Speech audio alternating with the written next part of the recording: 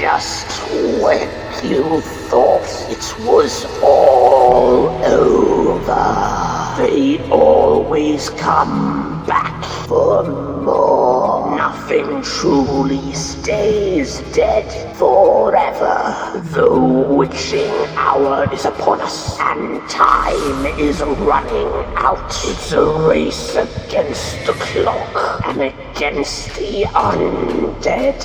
This is the Venom month of horrors for Corona Fever. The film tells the story of Irina, played by Simone Simon. Simone Simon. What's her brother's name? Bob Roberts? I can't understand a word you say! A woman obsessed with cats, big or small, so she's probably evil. She gets the attention of a man named Oliver, played by Kent Smith. He buys her a pet feline friend, but it hates her because cats are arse. But Irina is convinced that she is one of the cat people. Run.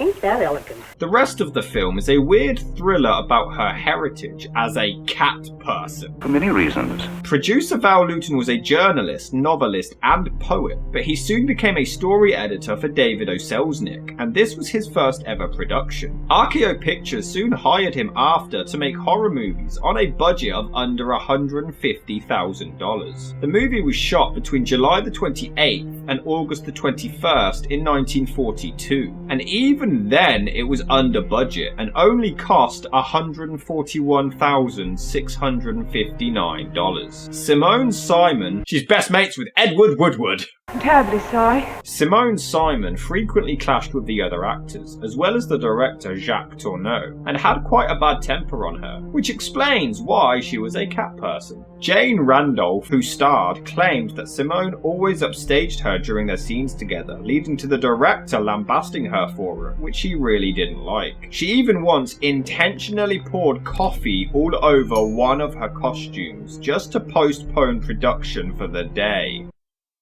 Diva b****. Don't you hate people who do that? Cat People premiered in Manhattan, New York on December the 5th, 1942, before being shown further on Christmas Day, but that does not make this a Christmas movie. Yes, sir. The exact box office gross is actually uncertain, but it's believed to have been around $4 million, about 60 times its budget of $134,000. Initially, reviews were mixed, though over time it gained cult status and approval. The thing is, the film was shown in cinemas for such a long time that fans or critics who originally hated the film were able to go and watch it for a second time and change their opinion on it entirely. But originally, even the studio heads were unsure of the movie upon its completion, finding it far too subtle for their classic style of horror. In fact, producer Val Lewton was almost fired after just 3 days of shooting. The head of the studio saw the first 3 days worth of footage and really wasn't happy, wanting him out, but other studio heads fought to keep him. Lewton actually became an icon for this. The movie kickstarted and possibly created the cliche of slowly building tension to then suddenly reveal something completely unthreatening and harmless.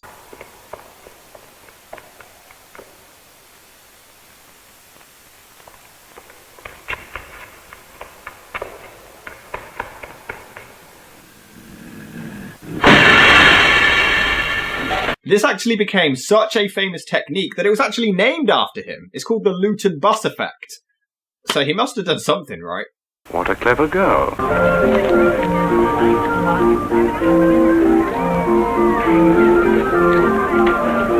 Ugh, that's littering. Just go and put it in the bin, you little lazy. Oh, then the man throws it in, but he lands it. But man, these people are so lazy. Irina Dubrovna. Is that a Russian name? No, I'm from Serbia. Oh, I see. Would you mind spelling it? Want to know how to spell my name? Are you going to write me a letter? I'd like to write you a letter. What about? How bad our dubbing is. Perhaps, Mr. Reed, you would like to have tea in my apartment? Oh, Mr. Dubrovna. You make life so simple. How times change. Back in the 40s, you wanted to ask a girl out? You asked them out for tea. Why have this around? Well, perhaps you have in your room a picture of George Washington or Abraham Lincoln. Well, what does it mean? Why is he spearing that cat? It probably deserves it. Isn't it a darling? No! Look at it! It's f***ing evil! You get a cat on your lap and everyone says, oh, you know, this cat's different. This cat's lovely. It never scratches anyone. And you're like, oh, good kitty. And, you know, you give it a chance because people say maybe they just scratch you because you don't like cats. No, because every time you're like, I'm going to give this cat a chance. And you stroke it and then for no reason it claws you. And then the little dip will jump off and be like, this human doesn't like being clawed.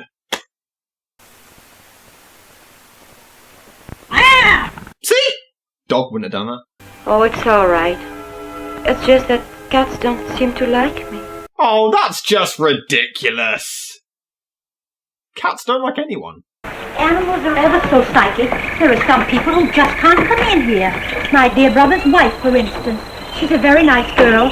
I've got nothing against her, but you just should see what happens when she puts her foot inside this place. The cats particularly. They seem to know. You can fool everybody. But landy dearie me, you can't fool a cat. They seem to know who's not right. Or they attack you randomly with no warning, for no goddamn reason. I've never kissed you. Do you know that's funny? Why? Well, when people in America are in love, or even think they're in love, they've usually kissed long ago. Oh, now they're in love. Well, that didn't take long. Let me have time. Time to get over that feeling there's something evil in me. A cat. See? Even they know cats are evil. Well, ain't seen you here in some time, ma'am. Been married. Been married for almost a month. Jesus Christ, this movie jumps time faster than terms of endearment. No, he ain't beautiful. He's an evil critter, ma'am. They all are. I had to open the box. I had to throw the bird to him. Do you understand? I had to. I had to do it. And then I had to get acting lessons. And the catwomen of your village, too. You told me of them. Women who, in jealousy or anger or out of their own corrupt passions, can change into great cats like panthers. And if one of these women were to fall in love, and if a lover were to kiss her, take her into his embrace, she would be driven by her own evil to kill him. And this guy is judging other people's mental health. All this trouble has made me think. I don't know what love really is.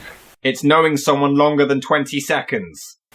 I'm worried. What's happening to us? I love you, Olivia. Why? Their relationship hasn't been shown at all. We don't talk together openly. See? The audience are all thinking the same thing.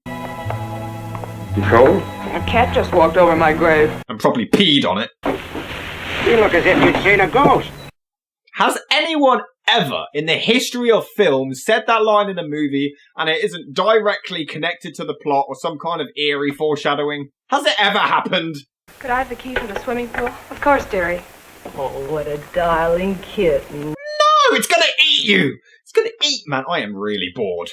I mean, the filmmaking is tremendous and I respect the film for its style and for paving the way. It's certainly revolutionary, but god damn, the script is so boring and tedious. I'm not even sure how they make a premise like this boring, but they sure as hell manage it. I don't care for any of the characters. In fact, I'm writing this script about a week after watching the film, and I've already forgotten most of what's happened in the movie.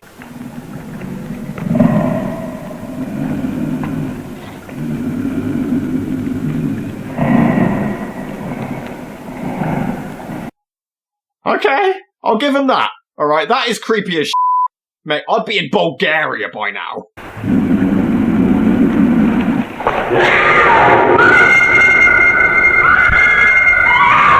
Wow, you should have listened to me about cats. Thank you for coming at so late an hour, Dr. Judd. I phoned you because I'm troubled. I think you can help me. How much do you believe about the cat people? How are you even saying these things with a straight face? I can't help you. You're not truthful with me. But I am. I've told you everything. I have not lied to you.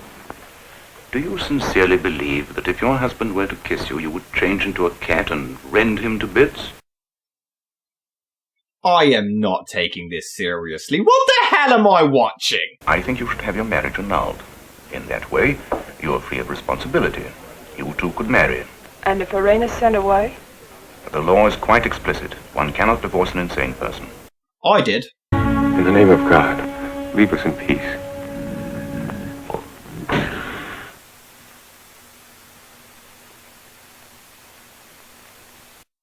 Wait, that's all it took? Now it's gone?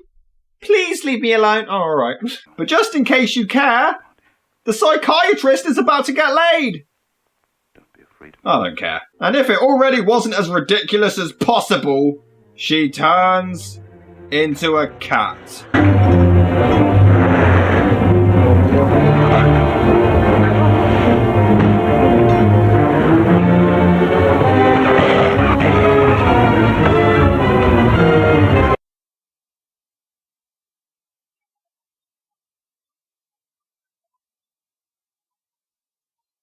Ooh. And then she does it again! This is ridiculous. And amazingly, it got a sequel in 1944 called The Curse of the Cat People. Doesn't that title alone sound terrifying? It's hard to describe. A remake in 1982 followed, and then another remake was announced in 1999, but it never materialized. I mean, the concept is dumb and ridiculous, but it could have actually been saved with a decent writer. The production design, music, and cinematography is outstanding, but the story itself, to me, is just a snooze fest.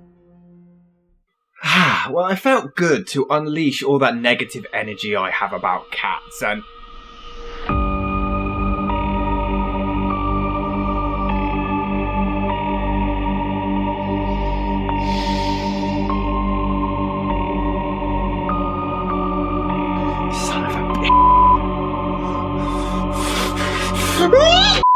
I may have overreacted. Stupid cats.